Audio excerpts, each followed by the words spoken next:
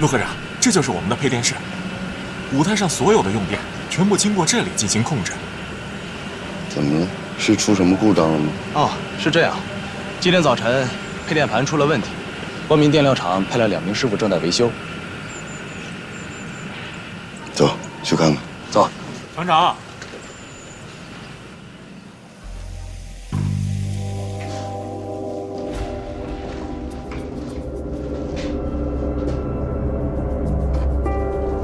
看没？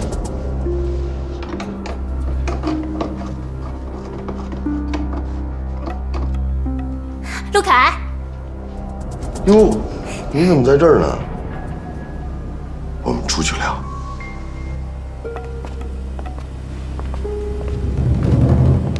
太巧了，真没想到在这儿呢见到你。我也是，刚才我远远的看见你的背影，我一眼就把你认出来了。你知道为什么吗？ 为什么呢？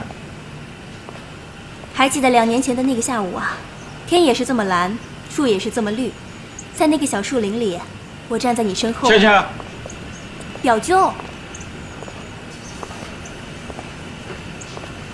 别忘，这种也值得你为他浪费时间？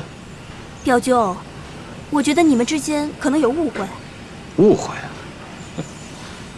如果说误会的话，那我对他的误会完全是出于我对他的信任，就像你表哥的结局一样，最终被他的阴奉阳违、背信弃义击得粉碎。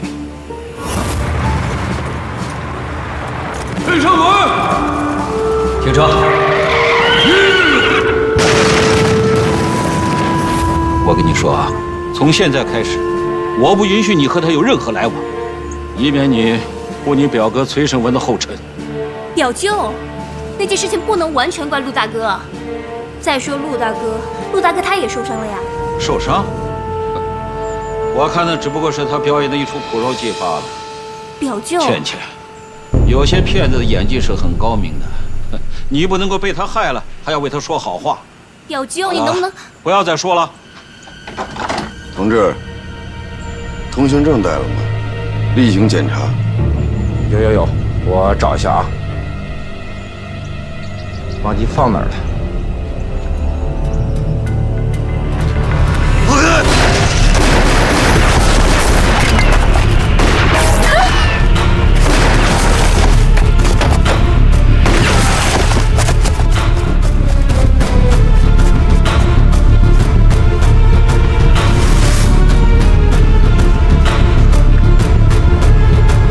怎么回事啊，陆凯？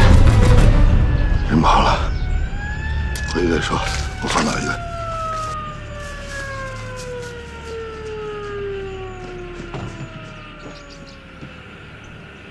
陆凯，你没受伤吧？没吓着你吧？崔老呢？他没事儿。那就好。陆凯，你这枪法也太好了，一枪毙命，也不留个活口。我现在什么也问不出来了。 刚才真是太悬了，你说这特务多猖狂，在咱们这么多人眼皮子底下兴妖作怪，这是陆科长在咱这儿呢，发现及时，眼疾手快，啊，要不然得捅多大娄子，指不定死多少人呢。刘副厂长，哎，这2个人是光明电料行派来的。是啊，刚才电料行马掌柜来电话问这事儿呢。他说什么？他问他的人什么时候回去。你怎么说的？ 我说老的跑了，年轻的这辈子再也回不去了。陆凯，我带人把那个地方监控起来。不用了，我估计这2个特务未必就是电料行派出来的。你的意思是？回去说。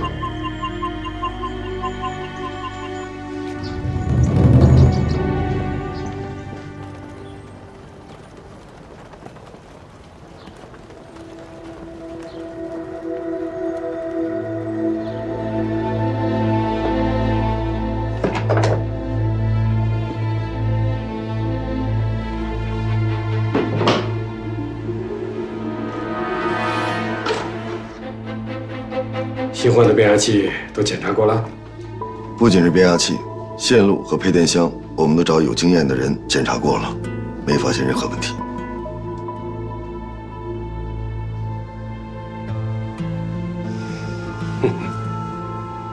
那他们去电厂干什么？啊，闲的没事了，跑去找你陆凯，故意挨一枪。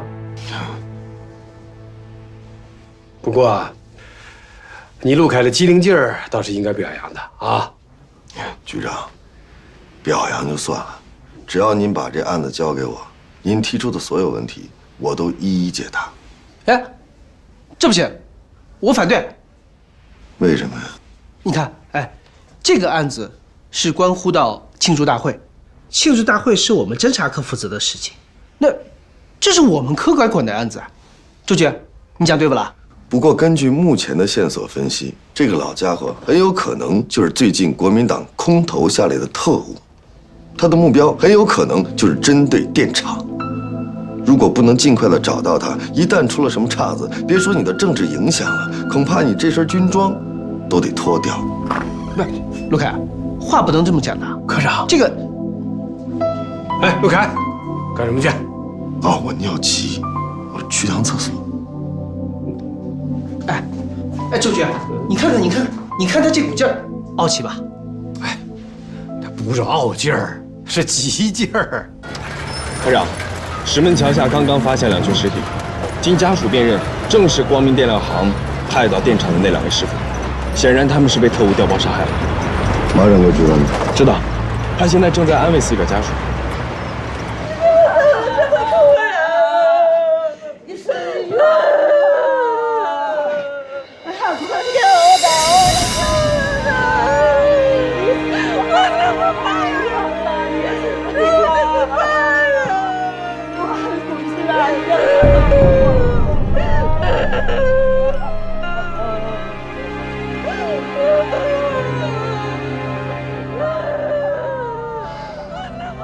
陆公安，有话咱屋里说吧。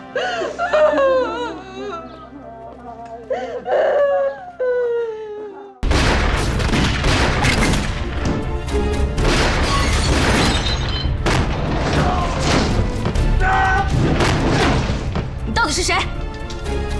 我是谁并不重要，重要的是你今天必须得死。王建中，就你也想杀我？杀你是我的任务，而下达这个任务的正是对你非常信任，而又被你一直愚弄的保密局局长毛人凤。王建中，恐怕你今天完成不了这个任务。二叔，你太自信了吧？你怎么知道我完不成这个任务？只要能杀死你这个日本人的帮凶，就算是同归于尽，也虽死犹荣。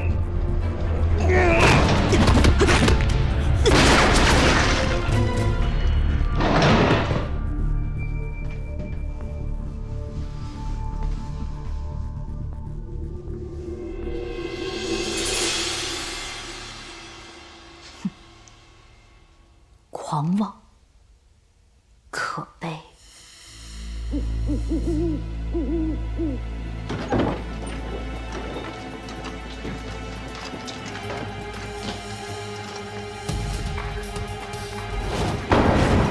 别动！别动！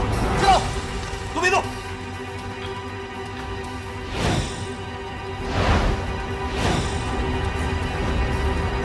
放下手中武器，如有抵抗，严惩不贷。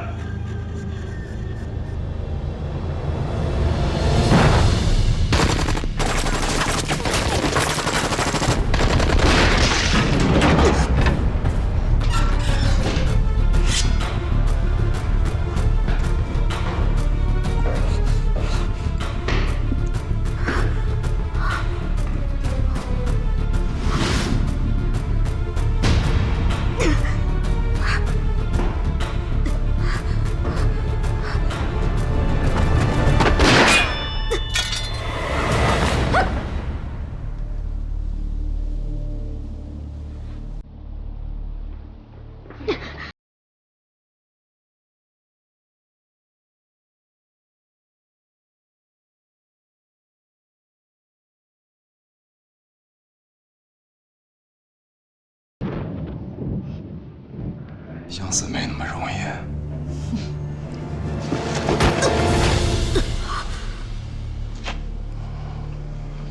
还愣着干什么？拍照。明白。